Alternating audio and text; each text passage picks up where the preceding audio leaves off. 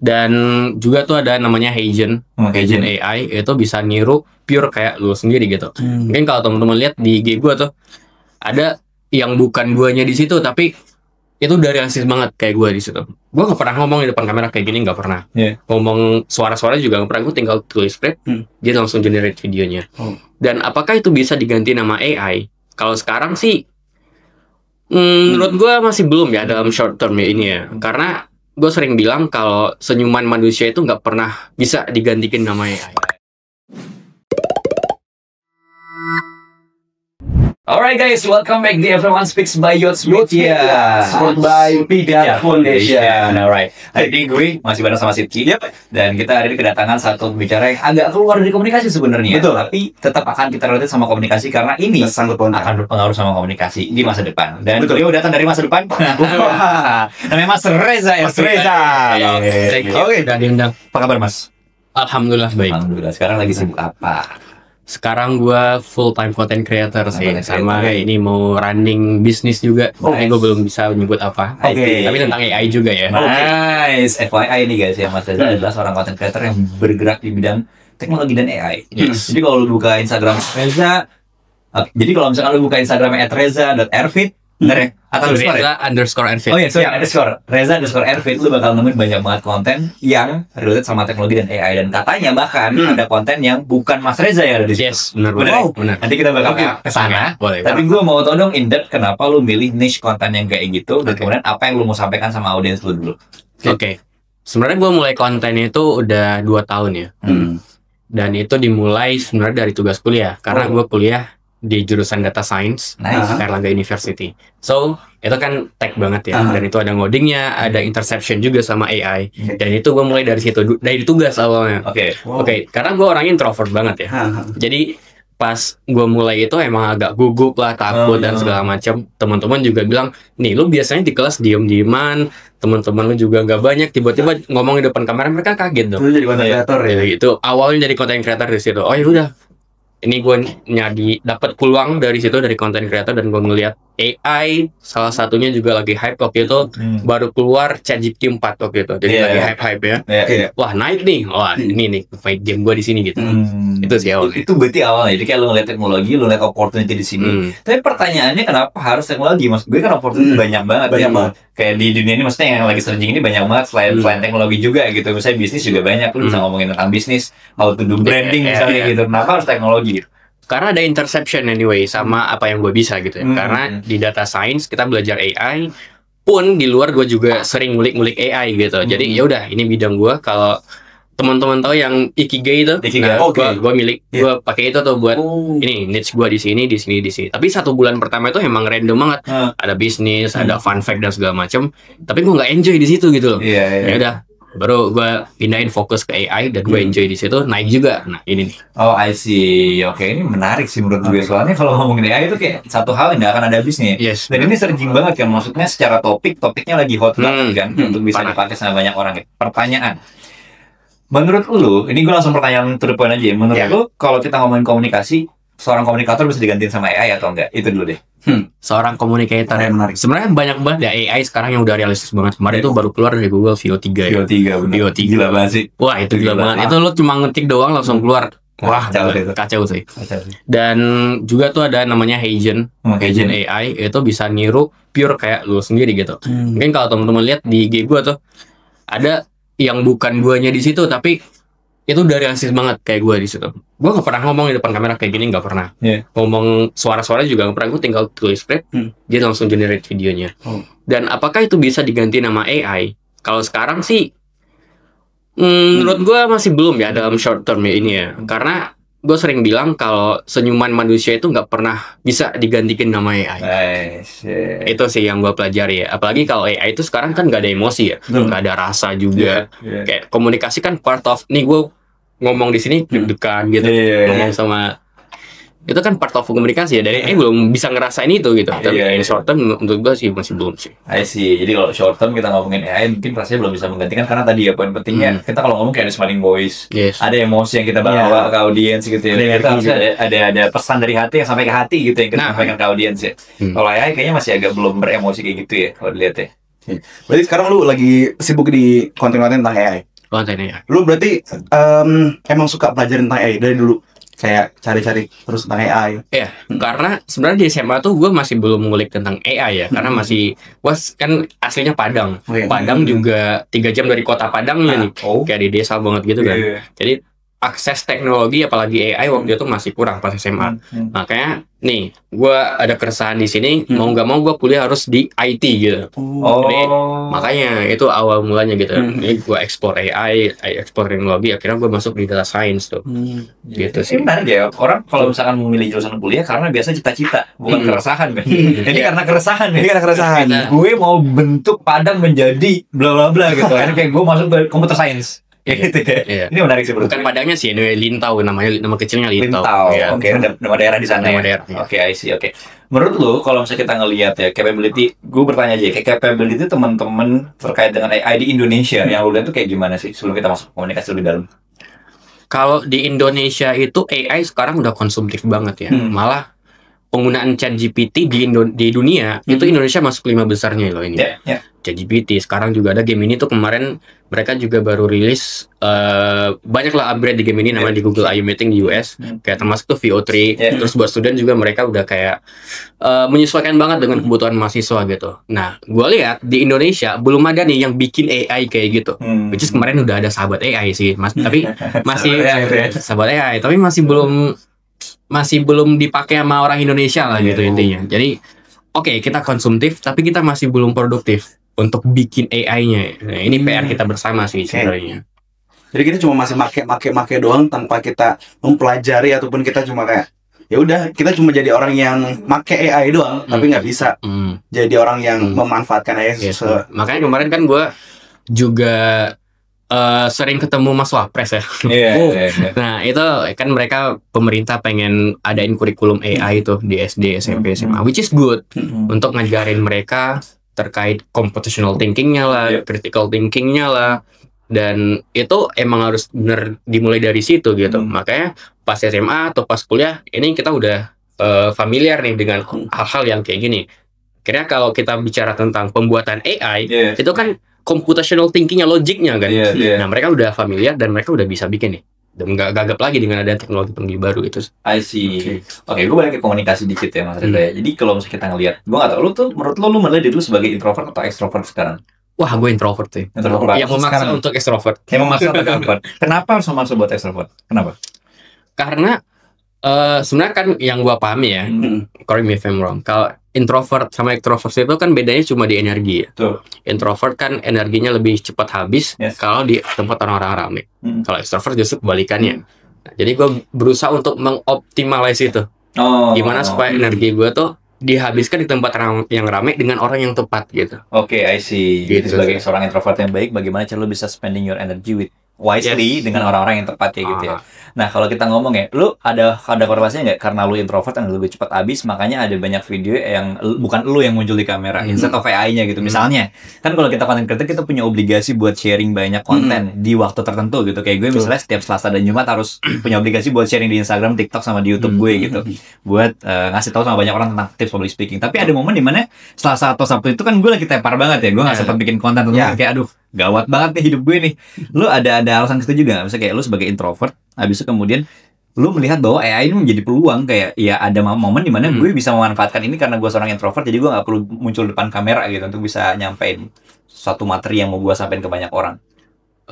Itu sebenarnya banyak banget ya sekarang tools yang bisa ngebantu kayak tuh Heijen, terus ada banyak banget, ada VO3 dan segala macam. Dan itu benar. Bukan hanya seorang introvert ya, tapi juga kayak dengan kesibukan kita nih, konten kreator kan biasa diundang-undang tuh. Nah kita nggak sempat buat tag di depan kamera. Nah itu juga jadi opportunity sih buat ngebantu kita banget tuh AI.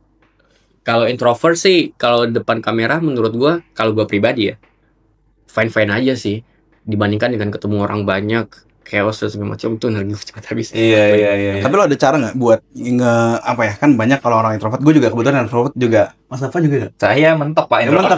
Mentok ya. 99%. Nah kalau orang introvert gitu kan pasti ada cara somehow dia suka manage energi dia. Lo ada nggak sih cara buat lo ngecharge energi lo sebagai introvert ataupun mungkin sebagai AI entusias gitu? Apakah lu dengan lu ngeliat-liat AI jadi lu charge energi gitu kan?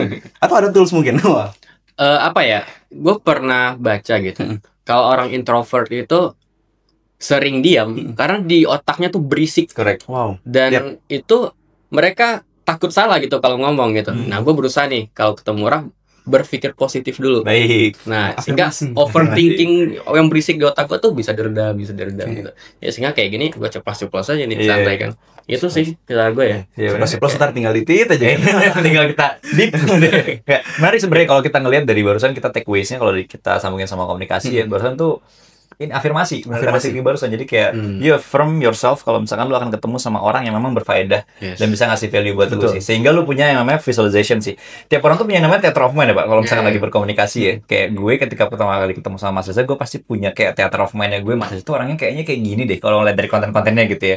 Walaupun jadi agak sedikit challenging karena ternyata banyak kontennya yang bukan Mas Reza kan, sehingga kayak ini Mas Reza benar atau enggak gitu ketika research gitu. Jadi ketika kita ngeliat, kita pasti punya yang namanya theater of mind. Pinter banget kalau misalkan Mas Reza dengan cara ketika kita mau naik ke atas panggung atau kayak sekarang gitu, kita coba untuk bayangin yang positif. Karena positif itu bakal balik lagi ke kita sendiri juga sih. Makanya karena banyak banget ini Mas Reza yang negative thinking sama audiens ketika mereka mau ngomong, bahkan nggak perlu naik atas panggung deh, di depan kamera aja banyak banget orang netting duluan gitu. Termasuk gue dulu pas awal-awal komunikasi kayak gitu juga sih, kayak gitu. Oke. Nah, tentang tadi kita udah ngebahas banget tentang AI segala macam. Sebenarnya pengen ngulik lebih dalam lagi. Sebenarnya tadi kan udah ditanyain di awal kan, AI bisa nggak gantiin manusia gitu. Tapi kita sekarang ngebahas dari segi komunikasi. Komunikasi itu kan ada banyak. Ada kayak segi tadi kan teori-teorinya segala macam. Menurut analisis Mas Reza sendiri sebagai tech enthusiast gitu ya, AI itu sekarang udah punya basic data bener-bener yang sampai feel, mereka bisa ngerasain feel emosi tapi secara logika gitu. Udah belum sih mereka? Kalau emosi sih sekarang yang klaim banyak udah yang ada yang bisa gitu ya. Kayak Fiotri kemarin kan gue coba kan gue dapat early access ya dari Google. Dan itu gratis gitu. Nah, itu udah kayak bener-bener emosi, kita cuma ngetik prompt lo bikin kayak gini, itu udah ada nafasnya, udah ada kayak gitu. Ya udah ada kayak realistis banget gitu. Dan gue takut ya 5 tahun atau 10 tahun mendatang nih, itu kayak mereka yang umurnya udah lebih duluan lahir nih daripada kita, gampang ketipu gitu. Nah, kemarin gue bikin konten Fiotri tuh sama partner gue. Ini gue takut nih, nenek sama orang tua gue percaya nih sama yang kayak gini gitu. Itu bahaya banget sih anyway ya. Dari segi ethics AI-nya. Makanya sekarang pemerintah lagi susah payah tuh untuk bikin regulate-nya tentang AI, komunikasi juga. Gimana supaya orang gak ketipu nih. Kan itu komunikasinya jelas banget ya, kayak real banget gitu. Karena banyak banget orang yang kayak, apalagi di Indonesia ya, yang ketemu sama grup keluarga. Nah, gitu. Kayak lu bapak-bapak grup keluarga gitu. Gue realistis aja, maksudnya banyak masih keluarga yang kayak gitu kan, kayak di share ternyata kayak itu hoax berita hoax gitu. Jadi kayak ya menurut gue sih perlu edukasi ya. Makanya kita butuh Mas Reza yang lain. Betul, Mas Reza yang lain sih. Tapi kalau misalkan menurut lu ya Mas Reza ya, kalau kita ngomongin balik lagi kita ngomongin komunikasi ya. Sampai sejauh apa lu berpikir bahwa orang itu bisa belajar komunikasi lewat AI? Nah, kalau tadi kan kita ngomongin sampai sejauh apa AI bisa menggantikan komunikasi. Pertanyaannya sekarang, sampai sejauh apa kita bisa belajar komunikasi lewat AI? Menurut lu? Mungkin buat orang introvert kali ya. Kayak gue. Itu kan kayak gue banget. Kita belajar komunikasi itu nggak harus face to face sama orang. Lewat AI juga bisa. Kayak ChatGPT kan ada fitur video call. Atau game ini sekarang kalau teman-teman masih tuh dapat gratis tuh yang video call sama game ini selama 15 bulan. Udah, ini lu brief nih game ini, lu jadi teman partner gua komunikasi, lu latih gua sedemikian rupa. Nice. Terus lu detect area-area wajah gua, kapan gua senyum, kapan gua marah, itu dia bisa kayak gitu. Jadi kita bisa dapat feedback juga dari dia untuk latih public speaking lah atau apalah gitu. Jadi kalau dari cermin kan kita nggak dapat feedback ya. Dari game ini atau ChatGPT, kita bisa lihat wajah kita bisa dapat feedback juga dari dia, dan kita bisa belajar dari data-data yang ada pada dia gitu. Wah, menarik ya. Gue baru tahu tuh. Jadi kayak gue bisa bikin konten tentang gitu ada jadinya ya. Iya kan? Soalnya kan itu spesifik ngomongin komunikasi, dan ternyata gue baru tahu dia bisa nge-feedback ya. Dan feedbacknya dia crawling dari Google kan, crawling dari data-data yang ada di internet kan. Iya, ini menarik menurut gue. Tapi langsung collab gak sih? Iya. Kita collab gimana? Langsung collab. Iya. Tapi jujur ini banget, ngebantu banget. Apalagi gue tuh paling kebantu sama yang konten lu yang Gemini Pro. Nah, yang buat drive. Baru semalam gue pakai. Pas gue scroll kan Instagram lu, gue pakai dapat 15 bulan gratis. Nah, kira-kira kalau dari komunikasi, tadi kita udah ngomongin tentang kira-kira AI bisa ngegantiin manusia nggak secara komunikasi, dan manusia bisa belajar nggak dengan AI soal komunikasi. Nah, kalau sekarang kira-kira ada nggak sih tools terbaru ataupun AI terbaru gitu kan yang bisa ngebantu si manusia ini dalam beradaptasi di komunikasi ini? Kan banyak orang-orang introvert di luar sana, banyak juga orang-orang yang baru mulai konten segala macam. Ada nggak sih 1, 2 ataupun 5 mungkin boleh tools AI yang bisa ngebantu orang untuk bisa menjadi seorang content creator kayak lu, ataupun jadi seorang komunikator kayak Bang Dava, ataupun jadi seorang motivator segala macam? Ada nggak hal yang kayak gitu? Sebenarnya kita manfaatin LLM kayak ChatGPT sama Gemini itu udah cukup banget sih. Karena banyak banget AI tools yang dibikin sama orang-orang di luar sana, dan itu base-nya model pakai OpenAI, pakai API-nya Gemini, pakai API-nya DeepSeek yang gede-gede tuh. Terus mereka train ulang lagi, mereka brief nih AI mereka, nih lu khusus buat komunikasi aja nih, lu khusus buat latih content creator aja nih, kayak gitu. Sebenarnya kita bisa bikin sendiri sih. Kalau di ChatGPT itu ada custom GPT. Terus kita upload file buat dia belajar dari file kita. Kita bikin instruksinya kayak gimana, udah kita belajar sama dia gitu. Bisa kayak gitu. Jadi habis lu nge-train tuh LLM, lu jadi belajar sama LLM-nya ya? Iya, bisa kayak gitu ya? Bisa kayak gitu ya? Jadi pulang-pulang ya? Train dengan data yang banyak banget kan? Iya, dan mereka akurat kan? Kalau maksud gue akurat tuh in the sense of mereka tuh konsisten gitu ketika memberikan data. Harusnya sih kayak gitu ya. Maksud gue kalau kita manusia, kita ada momen dimana kayak kita nggak mau sharing karena kita lagi capek lah. Kalau mereka kan akan terus-terusan sharing kan. Tapi gue pernah dengar satu fakta dimana kalau kita ngomong sama LLM, mereka tuh ini ya, cenderung yes man ya. Iya nggak sih? Jadi pendapat lu, kalau misalnya kita ngomongin komunikasi, kalau lu jadi seorang komunikator, lu mesti asertif gitu. Lu nggak boleh jadi seorang yes man yang kayak semua hal lu iyain. Misalnya lu bunuh orang, lu nggak mungkin bilang iya dong. Ya lu pasti akan ngomong enggak gitu. Termasuk hal-hal yang simple kayak misalnya kamu kerjaan ini ya, tapi sekarang udah jam 12 malam misalnya gitu. Makanya kita bisa lebih kepada ngomong secara asertif bahwa mas ini udah jam 12 malam, gue lanjutin besok pagi aja boleh atau enggak gitu. Tapi kalau kita ngomongin GPT, ketika misalnya gue ngomong nih, misalnya gue nge-promptin tolong nih buatin gue skrip YouTube 5-10 menit gitu yang ngomongin tentang bagaimana caranya seorang introvert itu bisa percaya diri gitu. Terus gue nggak suka sama skripnya nih, terus gue bilang kayak gue nggak suka nih, tolong ganti dong sama yang kayak gini. Dia akan ngomong kayak yes oke. Menurut gue yang gue bikin tadi emang kurang bagus nih, gue bikin lagi yang lebih bagus. Yes man banget gitu maksudnya. Pendapat tuh gimana soalnya gitu? Karena emang dia di train kayak gitu, biar orang enjoy pakai AI-nya, iya-iyain terus kan. Jadi orang kayak oh ini oke nih, gue chat sama dia. Kalau kita ngomong sama orang biasa, itu kan kita kayak wah gue disalahin, terus ada kayak rasa-rasa nggak enak gitu kan. Tapi kalau AI dia di train memang kayak gitu buat bilang yes terus nih sama kita. Makanya kita butuh namanya prompting. Prompting buat ngebrief dia. Nih kalau gue kayak gini jangan bilang yes terus dong. Karena itu kan ada tuh kayak konten-konten yang dibikin sama orang tuh prompt buat kita belajar dari dia. Jangan bilang iya terus, bilang kadang-kadang kritik gua dong gitu. Itu kan ada prom-prom tertentu ya. Oh bisa gitu ya ternyata. Tapi ntar dia kayak gitu kritik juga. Kritik. Bisa. Pedes lagi. Pedes. Soalnya kalau di Google tuh dia ada fitur namanya personalization. Jadi bisa nge-detect kita searching apa di Google, kita buka apa YouTube, itu kan bagian dari Google juga ya. Nah, terus dia bisa tahu nih diri kita. Bahkan mesin lebih tahu diri kita gitu. Dibanding kita sendiri. Iya, padahal kalau misalnya kita ngomongin komunikasi, kita paling tahu diri kita sendiri kayak gimana ya. Iya. Soalnya kalau di komunikasi dia namanya self esteem, Mbak. Jadi kayak the way you seek to yourself, the way you ngeliat ke diri lu sendiri gitu. Jadi kayak kita adalah orang yang paling tahu kita tuh sampai di kapasitas kayak gimana. Contoh simpelnya gini, kayak gue tahu gue introvert. Karena gue tahu gue introvert, gue gak akan lama-lama di komunitas yang besar, yang rame, yang riuh, yang ricuh. Itu kan kita tahu diri kita sendiri kan. Tapi kalau misalnya sampai kayak AI yang lebih tahu kita tuh ngeri juga sih sebenarnya menurut gue. Ngeri sih. Soalnya kan ada kalau di Johari Window tuh ada yang blind spot kita ya. Nah, itu kita bisa belajar juga nih dari dia. Lo lihat blind spot gua kayak gimana nih? Oh iya? Di searching gua. Coba aja kalau menurut saya. Serius lo? Gila, coba deh. Ngeri sih, ngeri. Pertanyaannya, menurut lo ketika lo belajar public speaking atau belajar komunikasi lewat AI, tadi kan lo ngomong ada Gemini, habis itu kemudian Gemini itu bisa ngasih lo feedback gitu.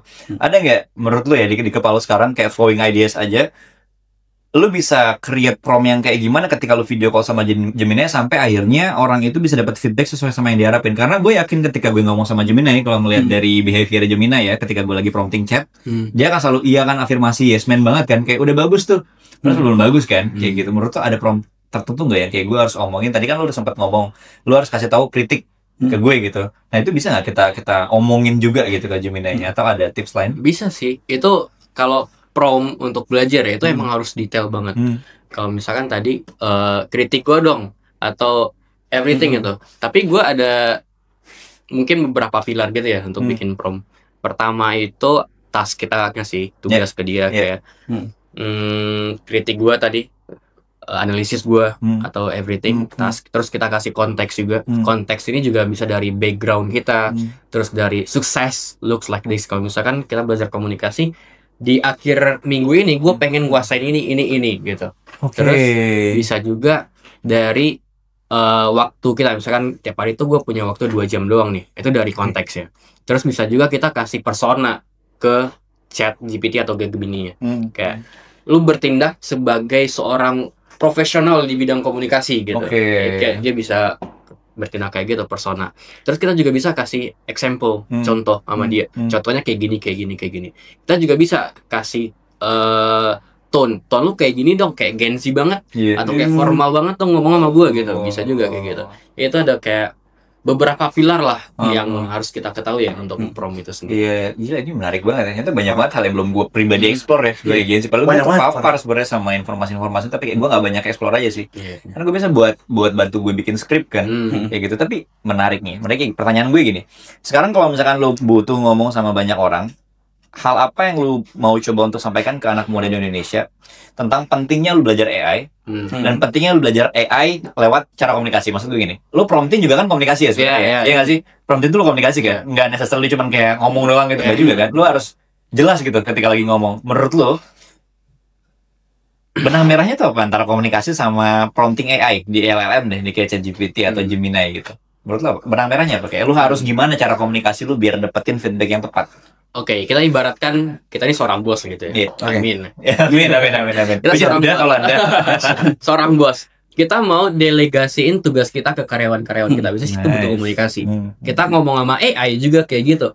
Sehingga AI-nya bisa paham nih apa yang kita maksud. Karena basically LLM itu cara kerjanya dia bakal memprediksi kata demi kata sampai nggak ada lagi kata yang bisa diprediksi. Kayak gitu. Misalkan Mas Dava gitu. Mas Dava suka bikin konten apa kan ada banyak ya, komunikasi lah, AI segala macam. Misal komunikasi, kata setelah komunikasi apa? Kata itu dia kerjanya kayak gitu. Jadi based on probability dari kata yang gitu. Makanya kita butuh prompting buat dia paham. Karena sebenarnya dia nggak paham. Nah, gue sering bilang kalau a fool with a tool is still a fool. A fool with a tool is still a fool. Nice. Orang yang bego pakai teknologi secanggih apapun bakal tetap bego gitu. Nice. Jadi kayak fundamental knowledge itu penting banget ketika lu pengen ngomong sama AI, which is kayak komunikasi. Ada teori-teorinya. Misal kita nanya teori komunikasi, udah dijawab nih sama AI satu. Pertanyaan selanjutnya kita nggak tahu lagi karena kita nggak kuasain fundamental knowledge-nya. Itu kan butuh komunikasi juga kan, kita ngomong sama AI kayak gitu.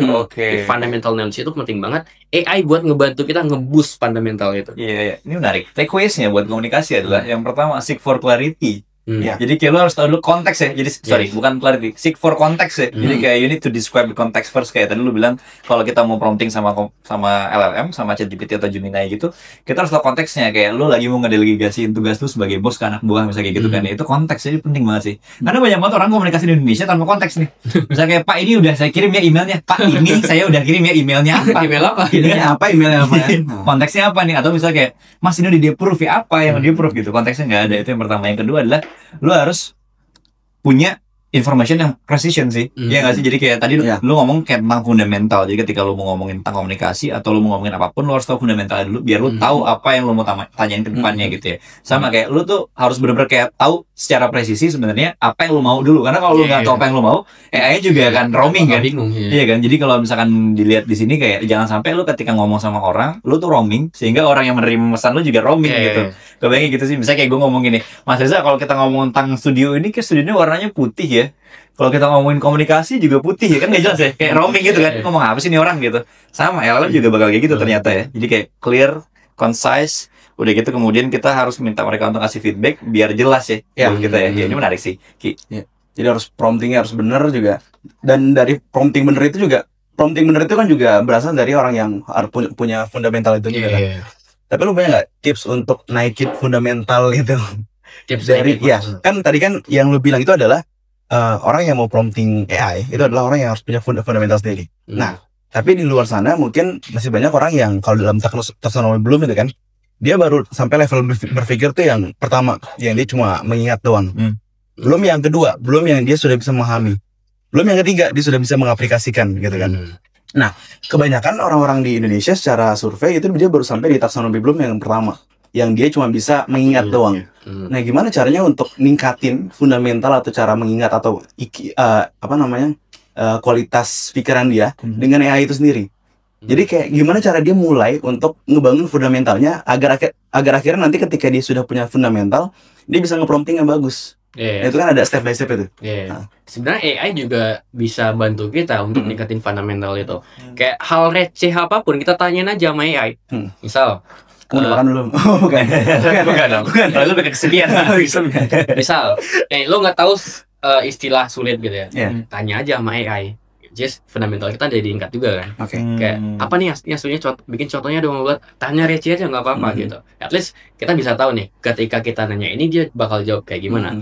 Atau kayak misalkan konsep, kadang kan ChatGPT itu juga halu ya. Kayak misal kayak mahasiswa tuh kita nyari jurnal, dia keluarin jurnal tapi nggak ada jurnalnya gitu. Atau konsep-konsep lain juga banyak kayak gitu. Makanya di ChatGPT itu ada namanya plugin.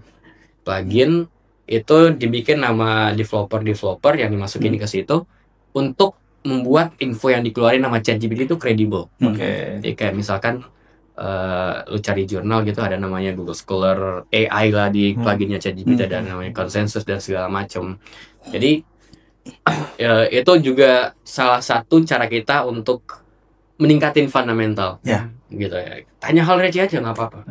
Baru nanti kalau misalkan kita udah spesifik ke tugas-tugas tertentu, untuk ngedelegasiin tugas tertentu, kita bikin prompt yang dengan kuliah tadi. Makanya kalau ChatGPT itu kan ada kayak new chat, udah kita bisa bikin 3 tab gitu ya. Ini buat nanyain fundamentalnya, ini buat delegasiin tugas kita, ini buat apa.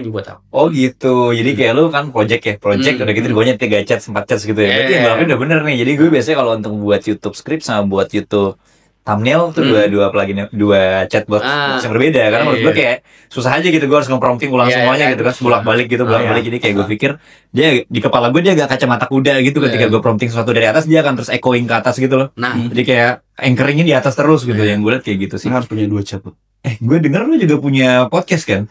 Yes, ini baru mau running nih. Bahas teknologi juga? Bahas teknologi. Wow, kasih tahu sama audiensnya. Jadi nama podcastnya sebenarnya ada 2 sih. Satu Rumus Muda. Itu bahas tech in general. Ada AI, ada cyber security dan lain-lain lah. Terus yang kedua, tadi sama partner gue Ariel, dia bikin lawan arah. Lawan arah ini itu random dengan kisah-kisah orang yang inspiratif. Kemarin kita juga baru undang Yani, yang anak tukang nasi goreng keterima Harvard tuh. Kita undang dan baru post juga di YouTube tuh. YouTube-nya Lawan Arah. Kalau gua Rumus Muda. Yang tag sama Lawan Arah. Kalau tag ini itu kayak misalkan kita undang ada wanita pertama di Indonesia yang nyumbangin Satria ke US gitu. Undang kayak gitu. Jadi basicnya emang tag banget gitu. Dengan tapi tag dengan landasan ilmu yang kuat dan dijelasin dengan bahasa yang mudah. Subscribe. Terus itu dia Rumus Muda dan Lawan Arah. Nice, bagus banget. Itu dia. Terakhir sih. Boleh. Terakhir dari lu buat anak muda Indonesia. Sebagai seorang content creator, khususan AI gitu. Apa pesan lu buat anak muda untuk mereka bisa belajar komunikasi dan mereka relatekan sama AI komunikasinya? Kebanyakan orang nanya kita, lu mau jadi apa sih gede gitu. Dan kita ngejawab kan kayak, gua mau bahagia, gue mau rumah yang gede, gue mau istri yang cantik gitu kan. Semua tentang kebahagiaan. Tapi pertanyaan yang menurut gue bisa mengubah pola pikir kita nih, lu mau penderitaan apa di masa depan?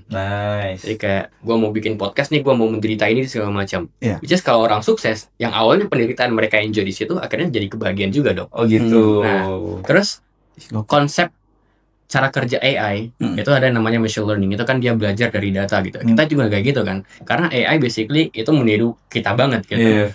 Makanya ketika teman-teman nih berada di suatu lingkungan, itu kita belajar nggak akan beranjak dari yang salah menuju benar langsung nggak. Kita belajar, kita beranjak dari yang salah menuju sedikit salah. Belajar lagi yang baru, beranjak lagi nih yang tadinya sedikit salah menjadi lebih sedikit salah dan begitu seterusnya sampai titik yang namanya kesempurnaan. Walaupun paradoksnya manusia nggak bisa sampai titik itu gitu. Tapi at least kita belajar hal baru, salah-salah kita ini udah nggak ada, semakin sedikit gitu ya. Itu sih menurut gua. Jadi jangan hanya jadi penonton di revolusi AI, tapi jadilah bagian dari perubahan itu. Nice. Jangan jadi penonton di revolusi AI, tapi jadilah bagian dari perubahan itu. Seorang tech enthusiast, seorang Reza Ervin itu luar biasa dan luar biasa. Kayaknya bakal kita undang lagi kali ya. Tapi gue undang ke podcast gue. Balik ya. Benar-benar balik. Oke. Jadi buat lu semua yang masih mau banyak dengerin komunikasi kita dengan banyak banget influencer sama teman-teman kita yang lain, ngomongin komunikasi yang kita coba untuk relatekan sama kehidupannya mereka. Karena ternyata ada bukti kan ngobrol sama Mas Reza ngomongin AI tech, tapi bisa tetap kita konekin sama komunikasi. Jadi kayak ada banyak banget yang bisa kita dapetin di Everyone Speaks by Youth Media. Yang sponsored by Pijar Foundation dalam hal ini. Dan juga terus lihat terus ya di YouTube kita, karena kita selalu akan mengundang-undang seluruh influencer di Indonesia.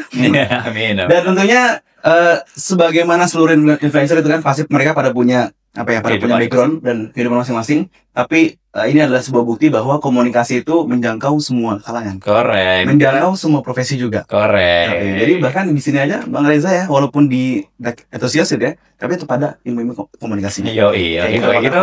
Thank you banget Mas Reza. Thank you Mas Reza. Sampai ketemu lagi. Siap. Dan see you di Everyone Speaks by Youth Media, sponsored by Pijar Foundation. Bye bye. Bye bye. Thank you. Thank you.